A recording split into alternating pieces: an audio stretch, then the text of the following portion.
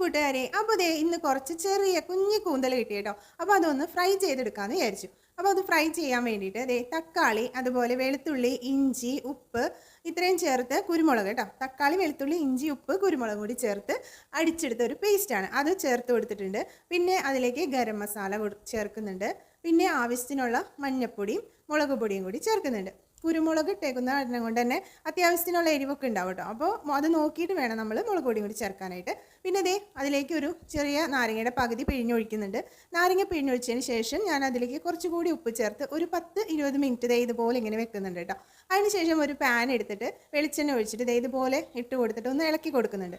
അപ്പോൾ ചെറുതീയിൽ വെച്ചിട്ട് ഇടയ്ക്കിടയ്ക്ക് ഇതുപോലെ നമ്മൾ ഇളക്കി കൊടുക്കുക. അപ്പോൾ നമ്മുടെ ഈ കൂന്തലിലുള്ള വെള്ളമൊക്കെ ഇറങ്ങി വന്നിട്ട് അത് വെന്ത് കിട്ടും കേട്ടോ. ഫ്രൈ ആക്കി എടുക്കണമെന്നുണ്ടെങ്കിൽ ഹൈ ഫ്ലെയിമിൽ ഇട്ടിട്ട് തന്നെ നമുക്ക് വേഗം തന്നെ ഇത് ചെയ്തെടുക്കാൻ പറ്റും കേട്ടോ. അപ്പോൾ ഇതേ ഞാൻ ഇത്രയും ഇത് ഫ്രൈ ആക്കി എടുത്തിട്ടുള്ളൂ. ഒരുപാട് അങ്ങോട്ട് ഫ്രൈ ആക്കി കഴിഞ്ഞാൽ ഇത് റബ്ബർ പോലെ ഇരിക്കും കേട്ടോ. അപ്പോൾ